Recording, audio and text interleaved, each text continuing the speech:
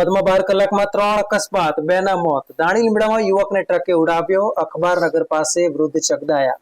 7 મહિનામાં 230 થી વધુ લોકોના થયા છે મોત. અમદાવાદના વિરાટનગરથી નિકોલ ખોડિયાર મંદિર સુધી 3 કિલોમીટર લાંબી તિરંગા યાત્રા યોજાઈ. કેન્દ્રીય ગૃહમંત્રી અમિત શાહ અને મુખ્યમંત્રી ભૂપેન્દ્ર પટેલે કરાવી તિરંગા યાત્રાની શરૂઆત. મુખ્યમંત્રી ભૂપેન્દ્ર પટેલે સરકારી કર્મીઓને આપ્યા સારા સમાચાર. રાજ્ય સરકારના 5 લાખ કર્મચારીઓને વંદે ભારત ટ્રેનમાં એલટીસી નો લાભ મળશે. દર 4 વર્ષે 6000 કિલોમીટરની મર્યાદામાં અપાય છે એલટીસી પ્રવાસનો લાભ. સુપ્રીમ કોર્ટે પતંજલિ વિરુદ્ધ માનહાનિનો કેસ બંધ કર્યો. ભ્રામક જાહેરાતો મુદ્દે બાબા રામદેવની માફી સ્વીકારી. કોર્ટના તમામ આદેશોનું પાલન કરવા આપી ચેતવણી. રશિયાના 1000 ચોરસ કિલોમીટર વિસ્તાર પર યુક્રેનનો કબજો, 28 ગામો છીનવી લીધા.